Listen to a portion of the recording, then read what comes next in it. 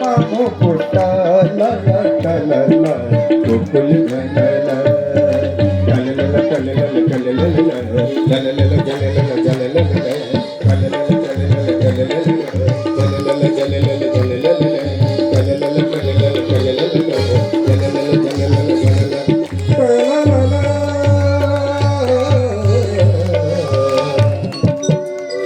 अब त्यो ल्याएर यहाँ राख्नु त प्रसादहरू जे जे छ पर्दैन पर्दैन घुमाउन पर्दैन त्यो कतिपल्ट घुम्नु यहाँ ल्याएर राख्नु त सब मण्डपको अगाडि लगेर राख्दैन त त्यहाँ अलिकति मण्डपको अगाडि ठाउँ खाली गर्नु त दिदीबहिनीहरू